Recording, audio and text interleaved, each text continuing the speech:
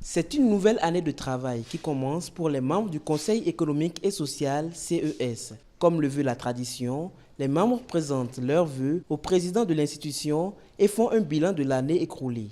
Au nom du personnel administratif, civil et militaire, je m'adresse à vous pour vous souhaiter à l'orée de cette nouvelle année mes plus ardents vœux de robuste santé, de paix profonde, de réussite, de prospérité et de bonheur.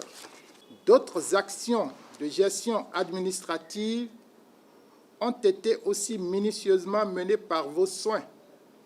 Monsieur le Président, il s'agit de la prise des actes d'avancement et de reclassement des fonctionnaires et agents contractuels de l'État qui ont été éligibles, la gestion des départs du CES de certains agents, l'équipement du cadre de travail pour le rendre plus confortable en dépit des exigences contraignantes des réformes issues du Code des marchés publics.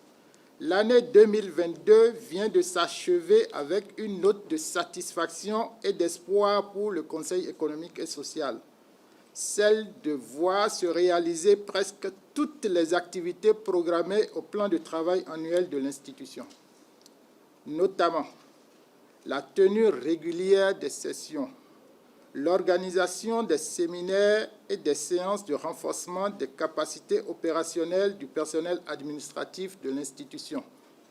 Par ailleurs, le Conseil économique et social a participé à plusieurs rencontres avec les institutions sœurs au niveau sous-régional et international.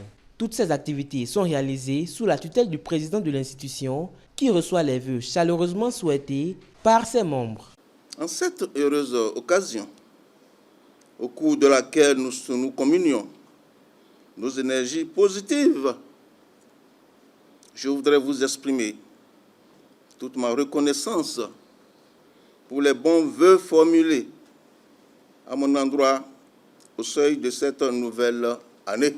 Malgré quelques contraintes et en dépit de l'effet induit par la disparition subite de notre collègue, le conseiller Soumanou Oké, il faut à la vérité reconnaître si les fruits ont ainsi tenu la promesse des fleurs.